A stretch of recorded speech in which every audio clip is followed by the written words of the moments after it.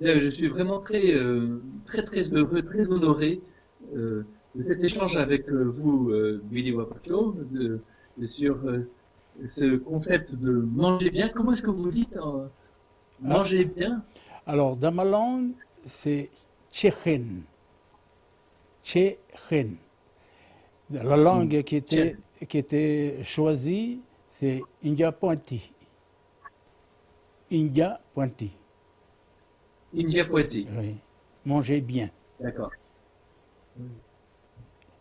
C'est vrai que c'est une notion incroyablement centrale, manger. Il y avait une expression en français, on dit dis-moi ce que tu manges, je te dirai ce que tu es, d'une certaine manière. Parce que c'est vrai que ce qu'on mange, ça devient nous-mêmes, c'est quelque chose d'intime. C'est en même temps c'est quelque chose qui nous relie à tout le cosmos, d'une certaine manière. Parce que manger, c'est, c'est le rapport entre soi et l'autre, hein. Il y a un échange, il y a un partage entre le soi et l'autre. Et quand, si nous savions sentir ce que nous mangeons, dans ce que nous mangeons, on pourrait sentir tout le travail humain, tous les humains qui ont été impliqués dans ce travail, depuis les cultivateurs, le pêcheur, ceux qui ont élaboré, ceux qui ont transporté, la distribution, enfin tous les facteurs humains, je dirais aussi des institutions humaines qui sont derrière l'alimentation, qui est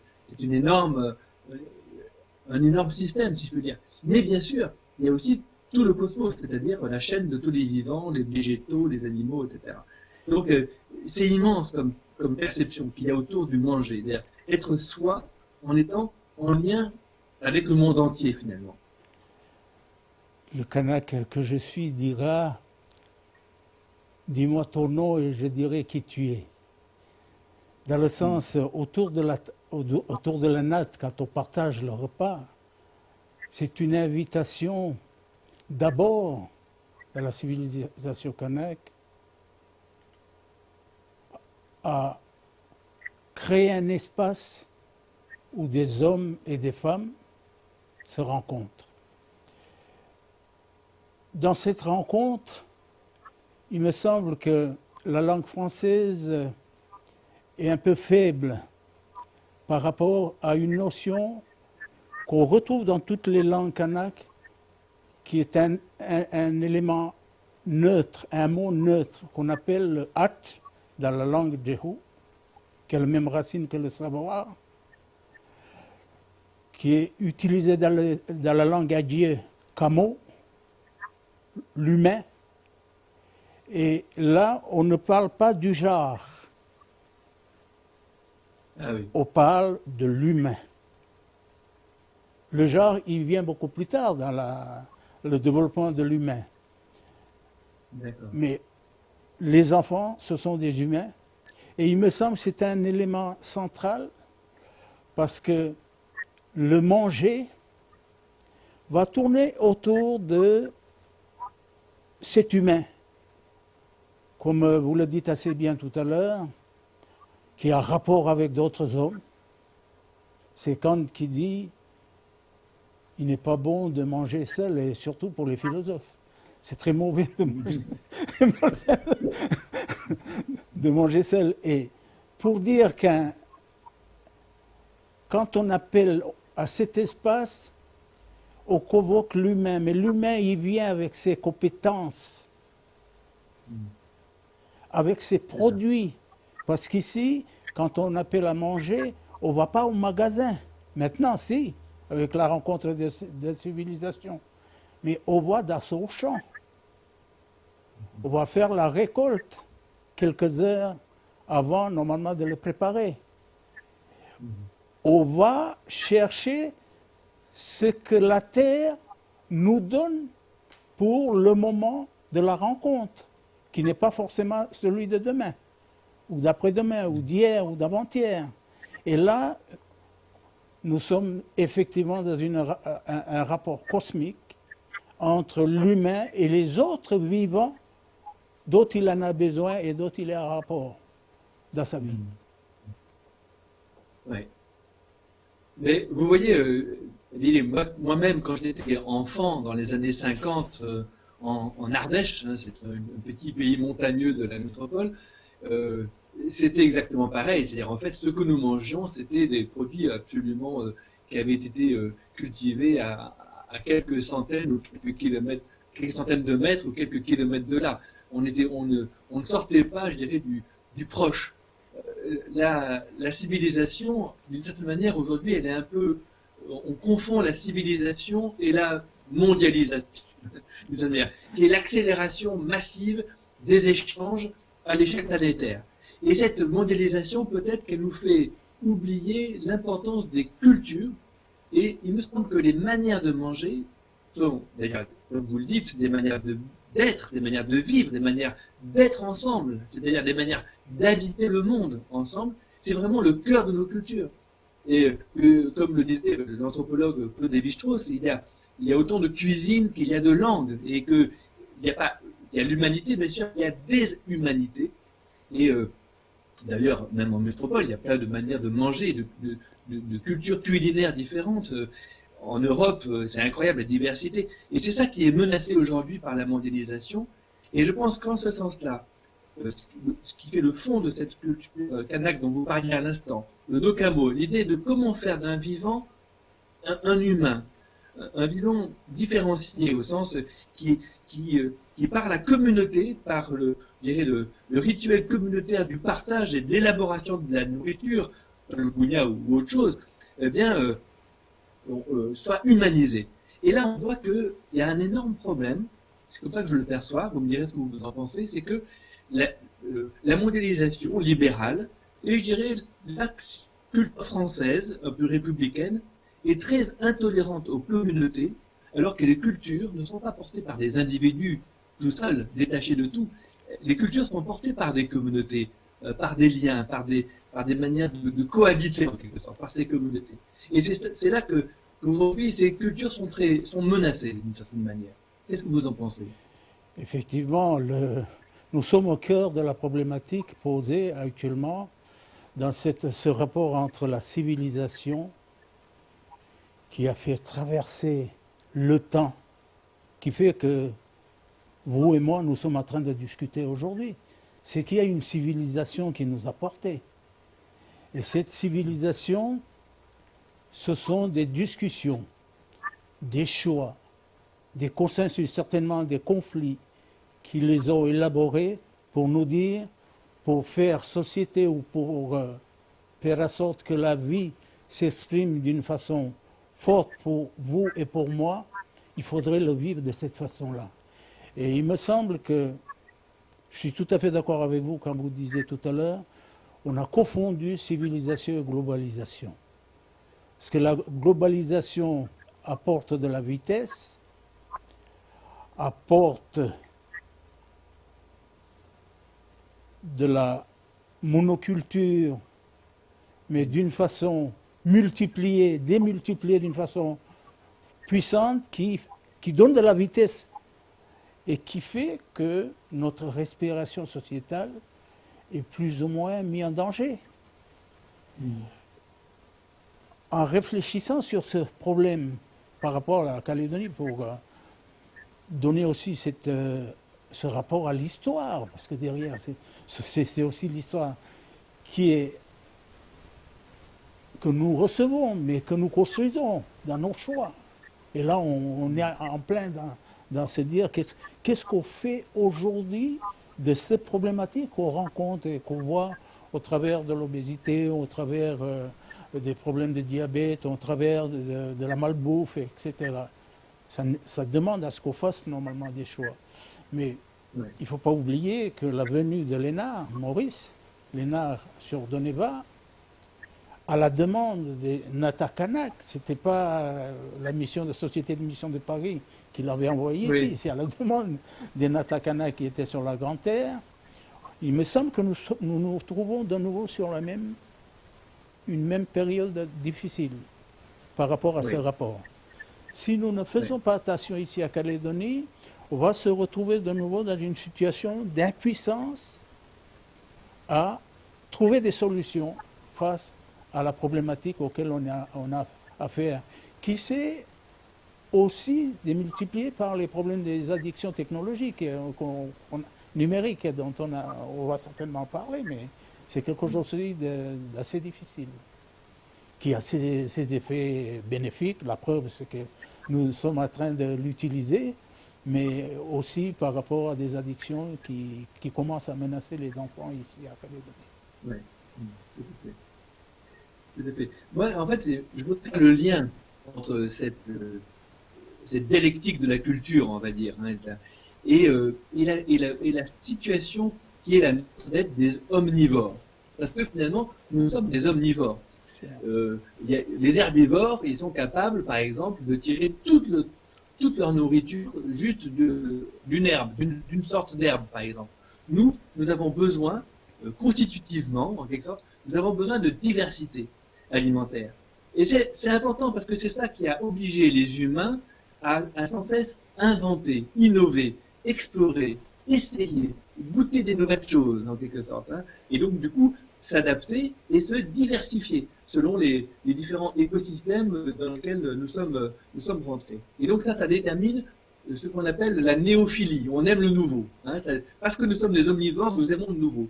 Oui, mais en même temps, tout nouvel aliment peut être un danger. C'est d'empoisonnement, il y a un danger. Donc il y a une anxiété humaine, une anxiété d'omnivore, si je puis dire, qui est très typique des omnivores. Qu'on partage peut-être avec les ours, je ne sais pas, avec d'autres animaux. Et donc là, il y a une dimension, je dirais, au contraire, de néophobie. On a peur du nouveau, on a le sens des traditions, etc. Il me semble qu'une culture humaine vivante, elle doit faire la part de ces deux versants, du côté de l'invention, hein, je dirais, et le côté de la tradition, de la répétition des traditions. C'est-à-dire qu'en même temps, je pense que les cultures les plus ancestrales ont un jour été inventées, et d'une certaine manière, les inventions modernes, eh bien, à leur tour, elles deviennent une tradition. C'est-à-dire que même la tradition cartésienne des Lumières, par exemple, est déjà devenue une tradition, en quelque sorte. Une tradition parmi d'autres. Il faut la remettre en débat avec d'autres. Si elle est toute seule, c'est mortel pour elle, de cette manière. Et alors, de ce point-là, je rencontre la question qui était celle de mon maître, de mon ami, le philosophe Paul Ricoeur, qui insiste beaucoup sur ce qu'il appelait dans la conversation des cultures la vivacité des cultures. C'est-à-dire le fait que nous avons un rapport à nos traditions qui est un rapport de fidélité créatrice. C'est-à-dire, en même temps, c'est en étant parfois les plus inventifs qu'on est le plus fidèle à nos traditions, et aussi parfois c'est en étant fidèle à notre tradition, en essayant de retrouver nos traditions, qu'on invente des nouvelles choses. On ne peut pas séparer les deux aspects. Et il posait la question en 1960 dans les termes suivants. Je vais vous le lire parce que c'est un texte très curieux. Il dit aujourd'hui, tout le monde a peur de la bombe atomique. Mais le vrai problème aujourd'hui, c'est plutôt le dialogue, la rencontre des cultures. Et la rencontre des cultures peut nous rendre tous complètement stériles culturellement. Il dit, il n'est pas aisé de rester soi-même et de pratiquer la tolérance à l'égard des autres civilisations. Et il continue, seule une culture vivante, à la fois fidèle à ses origines et en état de créativité sur le plan de l'art, de la littérature, de la philosophie, de la spiritualité, et j'ai envie d'ajouter de la cuisine, est capable de supporter la rencontre des autres cultures, non seulement de la supporter, mais de donner un sens à cette rencontre. Il continue, lorsque la rencontre est une confrontation d'impulsions créatrices, une confrontation d'élan, elle est elle-même créatrice. Je crois que de création à création, de culture créative à culture créative, il existe une sorte de consonance, même en l'absence de tout accord. Je trouve que c'est un texte assez intéressant parce que c'est un texte plein de confiance sur la rencontre des cultures à partir du moment où ces cultures acceptent d'être elles-mêmes. Comme il disait dans le même texte, pour rencontrer un autre que soi, il faut avoir un soi. Il faut soi-même exister. Et c'est peut-être ça qu'il faut encourager d'une certaine manière. Bien sûr. Je pense que les cultures sont à l'image de la diversité dans la création. Oui, exactement. Des arbres. Du reste, c'est eux qui nous apprennent. C'est les arbres, c'est la nature qui nous apprend la diversité. C'est notre tendance, Exactement. c'est la tendance humaine de réduire l'humain à un seul élément, alors qu'il est porteur de diversité. Il Pour revenir à, je suis tout à fait d'accord concernant tout à l'heure la rencontre des cultures, dans la langue Jehu, qui est ma langue, pour parler de l'étranger, on utilise le terme Tsenyiwa. Et Tsenyiwa, ça veut dire ils appartiennent au roi. Qu'est-ce que ça veut dire? Ça veut dire l'étranger, celui qui vient de l'extérieur, ce n'est pas quelque chose d'étrange mais il fait déjà partie de la maison. Parce que les rois, quand on étudie la cosmologie Jehu, et notamment on étudie le panthéon Jehu, les premiers dieux de l'île, leur nom commence par un roi, pour parler du monde invisible. Et quand on regarde ceux qui sont les chefs, leurs représentants dans le monde des vivants, leur nom commence par un roi. Ça veut dire celui qui vient de l'extérieur, qu'on appelle en français l'étranger, chez nous, ce n'est pas un étranger. Il fait partie déjà de notre propre humanité. D'où cette discussion dans le rapport à l'altérité qui est très important, parce qu'il est source. Imaginez pour nos petites îles ici, rester enfermées, vous ne saurez même pas qu'on a disparu, tout simplement par notre isolement. C'est une nécessité vitale que de rencontrer les autres. Notre défi, c'est l'horizon. Il faut défier l'horizon pour rencontrer les autres, parce que sinon, on meurt. Et il me semble là que c'est un élément majeur. Et pour revenir sur Paul Ricoeur, qui était un grand monsieur, effectivement, quand il parlait des dialogues entre les cultures, il me semble, et là c'est par rapport à l'histoire ici en Nouvelle-Calédonie, où il y a eu la colonisation.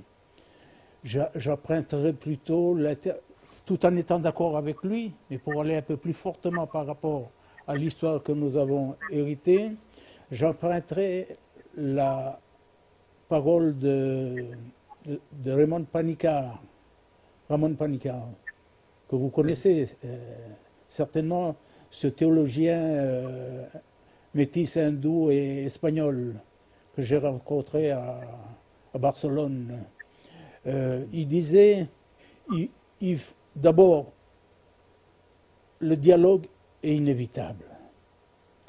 Mais pour que le dialogue puisse se faire, il faut dialoguer.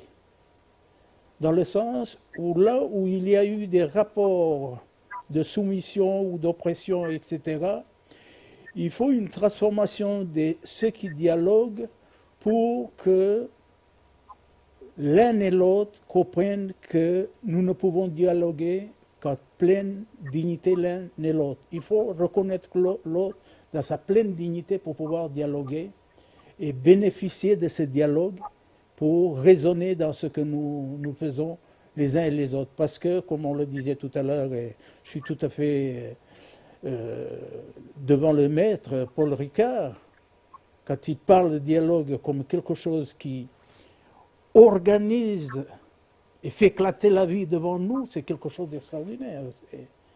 C'est l'entre-deux qui fait que nous sommes. Ce n'est pas ce que nous sommes. Ce que nous sommes, c'est tout petit. Mais il grandit par l'entre-deux, dans ce rapport, dans l'interaction.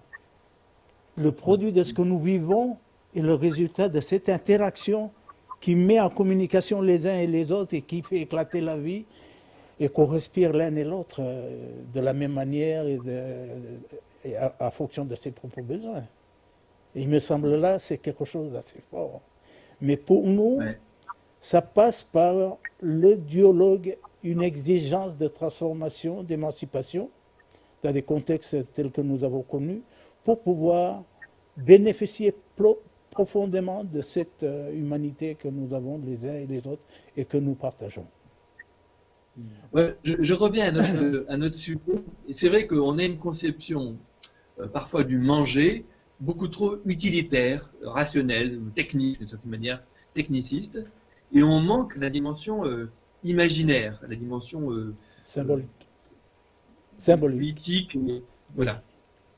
Et je me disais, justement, c'est comme ça qu'on on manque le fait que dans l'alimentation, il y a forcément de l'imaginaire, mais du coup aussi dans le rapport à l'image de soi. Et que du coup, nous avons aujourd'hui des images de l'humain, euh, l'image de l'humain en forme, il doit être forcément maigre, forcément sportif, athlétique, hygiénique, etc. Et on ne respecte absolument pas, on est incapable de voir la diversité des corps tels qu'ils sont dans leur diversité. Et ça, c'est un point important par rapport à un sujet qu'on n'a pas encore abordé, qui est la question de l'obésité. L'obésité, bien sûr, elle est liée à la malbouffe mondialisée, mais elle tient, me semble-t-il, aussi à un changement global de régime de l'humanité tout entière, parce que c'est mondial, c'est un problème mondial. Dans toutes les sociétés, il y a le problème de l'obésité qui a éclaté depuis quelques années ou quelques décennies. C'est un problème mondial parce que d'un côté, on est dans une société de surabondance, de profusion.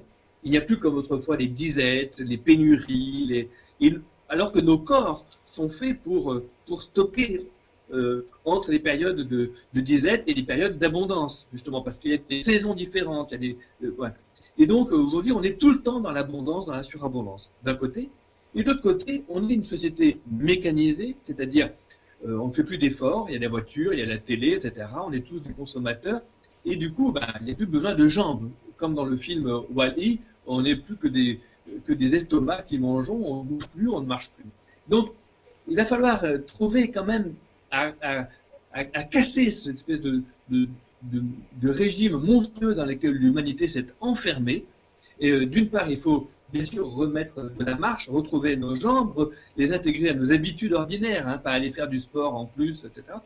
Mais aussi simplement préparer les repas ensemble, retrouver des rythmes familiaux, des rythmes communautaires, peut-être justement apprendre, réapprendre le partage de la préparation de la cuisine et du repas surtout comme lié à la conversation. Là, c'est tout ce que vous disiez tout à l'heure au début de notre entretien, c'est-à-dire on ne peut pas séparer la nourriture et la parole. Il y avait quelqu'un, on le connaît, dans l'Évangile, qui disait l'homme ne se nourrit pas de pain seulement, mais de toute parole. Bon.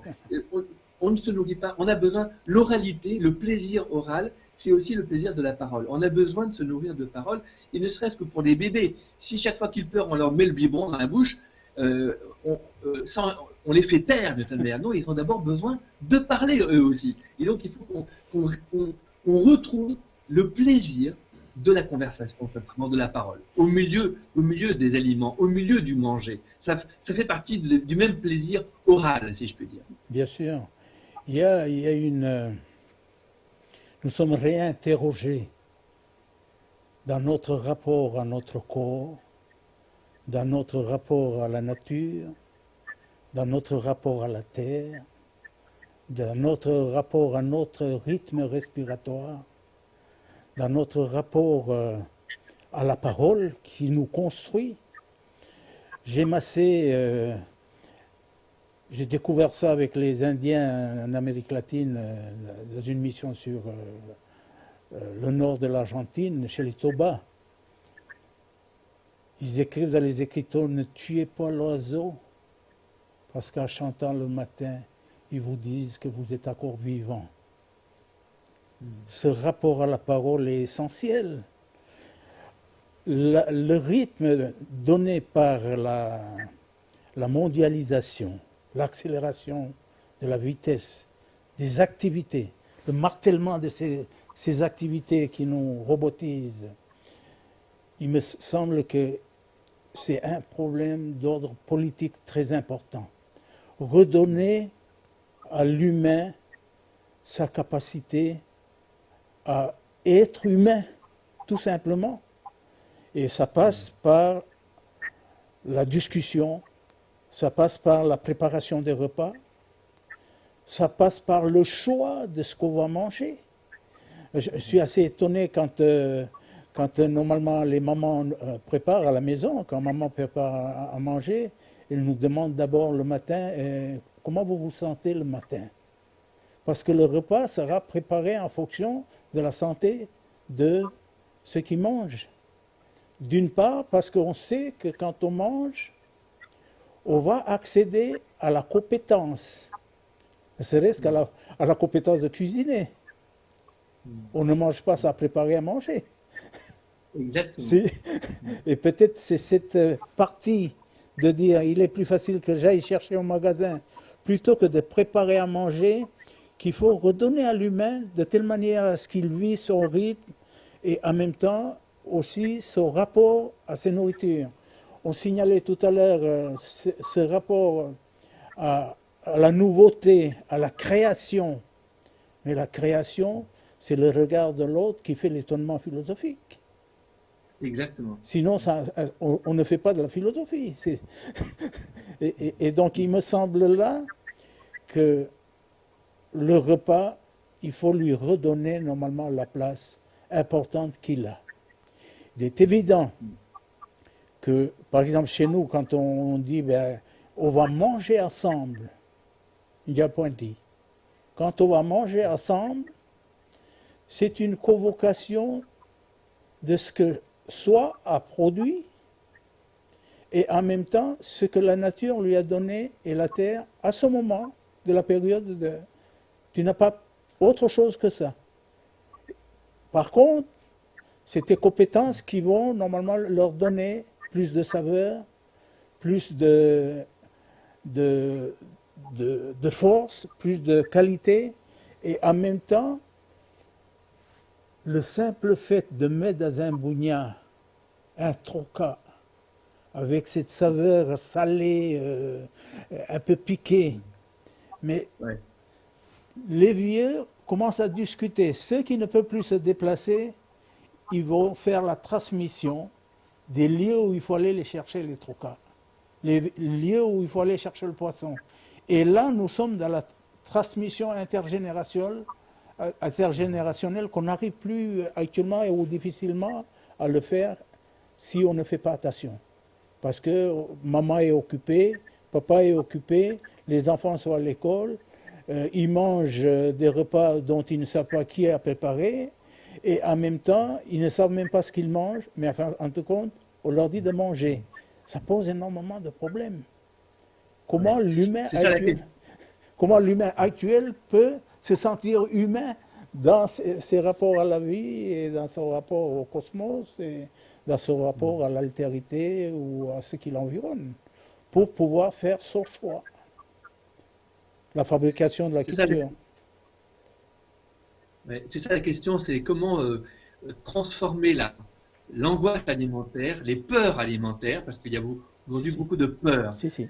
euh, euh, peur d'empoisonnement, peur de maladie, peur de mutations génétiques, de les mutations, on ne sait pas ce qu'on mange, même si c'est étiqueté, même si c'est emballé, même si c'est avec des marques, on ne sait plus ce qu'on mange. Et donc, retrouver cette confiance, retrouver ce sentiment de sécurité alimentaire, parce qu'on mange d'abord des produits le plus possible locaux, on se rapproche des cultures, hein, mais aussi parce qu'on respecte justement, on ne met pas des produits chimiques excessifs, on fait attention je dirais, à la biodiversité, hein, Bien bon, sûr. tout cela. Euh, En même temps, bien sûr, je pense que, comme vous disiez, pour cela, il faut redonner le goût du plaisir de le préparer ensemble. Moi, j'ai un enfant, mon dernier fils, il a 15 ans. Chaque fois que je prépare un repas, que je fais de l'épluchage de légumes, de patates ou de haricots, etc., je l'appelle et maintenant il est très content de venir parce que c'est toujours un moment de plaisir. C'est un moment où on parle, c'est un moment où on a les mains occupées pour l'épluchage ou pour la préparation du repas. Il est toujours très content de préparer le repas avec moi. En même temps, sans doute, je lui apprends sans le savoir des gestes pour préparer le repas. J'imagine que c'est ce qui se passe sans cesse chez vous, je dirais encore plus qu'aujourd'hui dans les grandes villes partout dans le monde. Oui, et puis sans compter le fait que la préparation des repas nous met en présence des odeurs. Des odeurs, toutes les découvertes actuellement en neurosciences le confirment, la préparation de la digestion se fait avant la prière pour le repas, hein, avec la senteur, les odeurs des plats, etc., et qui préparent toute cette corps à recevoir. Quel est le repas le corps qui n'est plus préparé à recevoir un repas actuellement par la vitesse. Et effectivement, il me semble que c'est ce phénomène de dérèglement, même au niveau de la constitution du corps, lui-même, les cellules, etc., nous pose des problèmes par rapport à ce qui se passe. Et il nous faut réinterroger à notre rapport à la vie elle-même. Mais pour revenir à ce qui il me semble important tout à l'heure, vous parlez de l'angoisse de la nourriture. On l'a vu lors des problèmes de la viande, Oui. des vaches folles. Il ne faut pas rajouter à une angoisse de la mort qui existant déjà une autre angoisse, ou multiplier les angoisses. Et là, vous pouvez peut-être nous en parler. Paul Ricoeur le dit très fortement, ce rapport-là aussi est très important. Oui, il faudrait... La peur est mauvaise conseillère. Voilà, c'est Et ça. au moins, il faudrait transformer la peur de en peur pour. Que ce soit qu'on fasse attention pour les générations futures, pour les autres, etc. Et non pas tout le temps chercher nous-mêmes à nous préserver en quelque sorte de tout ce qui serait dangereux. Parce que cette conception moi je veux me protéger, même par rapport à l'agriculture bio, par exemple. On parle beaucoup en métropole d'agriculture bio, je pense qu'on commence à en parler en Nouvelle-Calédonie aussi. C'est pas seulement pour ma santé, c'est aussi pour le respect de la multiplicité des espèces, de la biodiversité. Ça fait partie de ce respect de la diversité des espèces qu'on a besoin justement de respecter. On a besoin d'insectes pollinisateurs. Aujourd'hui, trop souvent, il y a des régions en métropole où il n'y a plus d'insectes pollinisateurs. En Allemagne aussi, c'est extrêmement grave. Et donc, on a besoin d'une réelle révolution dans notre conception, je dirais, de l'agriculture tout entière, en ce sens-là aussi. Oui, effectivement, il faut prendre conscience de cette réalité où la mort, elle est déjà là. Elle habite déjà notre vie par justement ces problèmes de pesticides, etc. Et il me semble qu'il faut revenir à la culture naturelle, aux plantations naturelles, qui permet de... Parce que la biodiversité, elle n'est pas donnée déjà. Elle se construit au fur et à mesure. Elle se renouvelle au fur et à mesure. Et donc, elle se multiplie. Je reviens tout à l'heure, il y avait un élément dont on a touché, mais qui me semble aussi qui procède de la même problématique. C'est qu'on réduit l'homme à une unité. Nous sommes uniques dans notre genre. Chacun est unique dans son genre. Et de par cette unicité, la préservation de la diversité est effectivement un élément auquel il faut préserver, encourager, entretenir et continuer à le conforter. Mais ça demande automatiquement un changement de réflexion et en même temps d'action. L'agir de Paul Ricoeur nous le dit fortement. Une pensée qui n'est pas incarnée n'est pas une pensée, ou c'est une pensée morte. Il faut automatiquement l'agir et il me semble que ça fait partie des urgences de notre case planétaire actuellement, que d'une part de réfléchir, de trouver des solutions, mais en même temps agir, en sachant bien que nous sommes dans des domaines du tâtonnement. Même si la science parfois nous donne, c'est un outil très intéressant, mais il faut éviter de la célébrer trop souvent. La science, elle n'est forte que quand elle est critique. Et elle est critiquée, oui, parce qu'elle est critiquable. Oui. Mais il faut éviter à ce qu'on la célèbre, parce qu'à ce moment-là, ça nous pose problème. Ouais. Très bien. Moi, je pense qu'on a fait quand même un bon tour du sujet, que ces dernières paroles, par exemple, étaient déjà très, une belle manière de conclure, par exemple, mais il y a peut-être d'autres, dans les propos de Billy, d'autres endroits par lesquels ceux qui feront le montage pourront conclure. Nous- Est-ce nous- que vous voyez, Billy, d'autres choses que nous n'avons pas dites? il me semble Il y en a que, beaucoup. ben, il me semble que c'est une question qui nous renvoie aux uns et aux autres.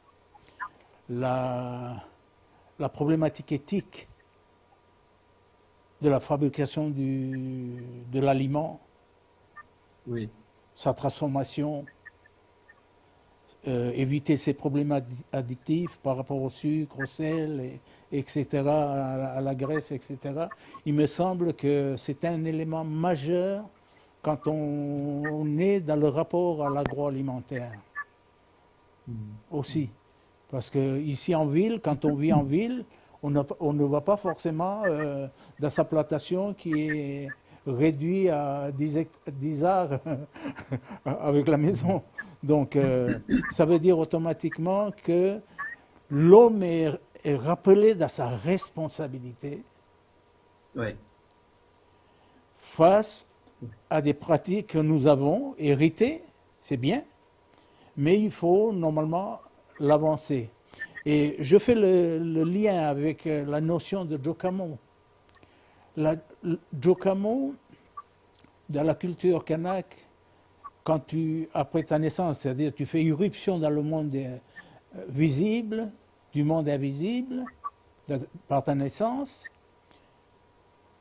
on te fait parcourir un chemin par le biais des discours, plusieurs types de discours qui permettent de te construire l'humain. Après le rite du mariage, s'installe un nouveau processus. Il a accédé à des savoir-faire, à des savoir-être, mais là, on lui dit, il faut que tu apprennes à savoir devenir. Et le savoir devenir, c'est ce qu'on appelle le Jokamo et qu'on dit à l'Ifu, Nipiat. Nipiat, ça veut dire appartenir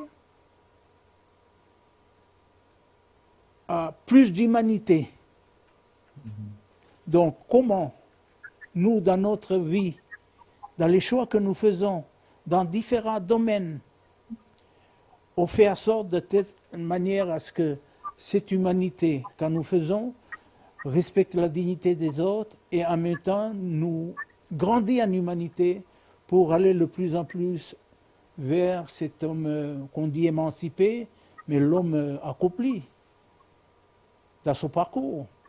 Et il me semble là, c'est quelque chose auquel nous sommes interrogés. C'est un des grands étonnements que j'ai eu quand j'ai eu la réflexion sur la culture kanak.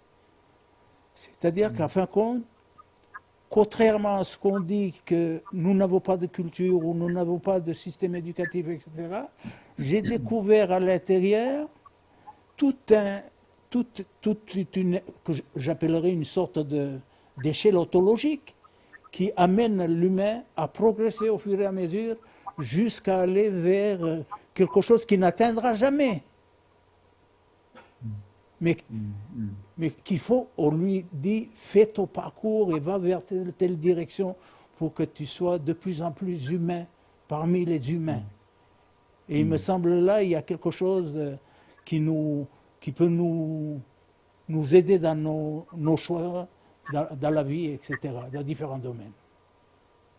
Ce que j'aime beaucoup dans ce que vous dites, Billy, là, c'est le fait que l'éthique, c'est une éthique qui est tournée orientée vers le bon, d'une certaine manière. Vers ce qui est bon, au sens, dans tous les sens du terme. Ce qui est bon, c'est aussi qui a bon goût, qui a du goût. Quoi. Bon. Parce que trop souvent, nous avons une conception de la morale qui est uniquement des règles, qui est uniquement des normes, qui est uniquement des interdits, etc. Et je pense que c'est très important de remettre en priorité une orientation éthique vers le bon, vers le bon, vers le beau, vers ce qui a du goût et que l'on partage et qui donne le plaisir d'être partagé. Et je crois que ça, c'est un point vraiment très important. J'ajouterai encore une dernière chose. Pour moi, en vous écoutant, je vois dans la langue française l'ambiguïté qu'il y a dans le mot culture. Parce que culture, c'est en même temps ce qu'on appelle la culture, bon, ce que vous venez de décrire, et en même temps, c'est la culture au sens agricole du terme, la culture. Qu'est-ce qu'on fait avec les végétaux, etc. Et je trouve cette équivoque extrêmement parlante quand même, parce que d'une certaine manière, je suis un grand lecteur d'un agronome qui s'appelait Olivier de Serres. Au moment des guerres de religion en métropole, il y a eu des guerres de religion terribles. Et il y a quelqu'un qui a dit on arrête de faire la guerre, on se remet à cultiver le monde. Le monde, nous a été donné pour être cultivé, mais dans tous les sens du terme. Et donc, il a fait un livre qui est uniquement un livre des recettes de culture. Et avec ça, je dirais que de proche en proche, je dirais le pays est redevenu un jardin. Et c'était ça la paix. La vraie construction de la paix, elle ne s'est pas faite par en haut, par des traités politiques, etc. Elle s'est faite par en bas, par le fait que les gens qui faisaient la guerre ont recommencé à cultiver le monde comme jardin, d'une certaine manière, avec une densité de soins de la terre, de soins des végétaux, de soins des animaux, etc., qui a été vraiment un moment extrêmement bénéfique pour l'ensemble de l'époque. Voilà, donc je pense que c'est une belle métaphore, l'idée de culture, dans tous les sens du terme, en ce sens-là aussi. Tout à fait, tout à fait. Qui va avec ce que vous appelez la responsabilité, d'une certaine manière. Nous sommes responsables du monde qui est là, à nos pieds, à nos mains. C'est à nous de le travailler, c'est à nous de le cultiver, c'est à nous de le partager, et d'abord de le partager dans nos manières de manger, de préparer des aliments, etc. Tout ce que nous avons, tout ce que vous avez dit. Bien sûr, en sachant bien que manger, on mange aussi la parole qui nous construit. Voilà. Et donc, exact. Il faut cultiver cette parole de telle manière à ce qu'elle soit le plus fortement possible pour notre propre humanité et dans le partage et en même temps dans l'échange.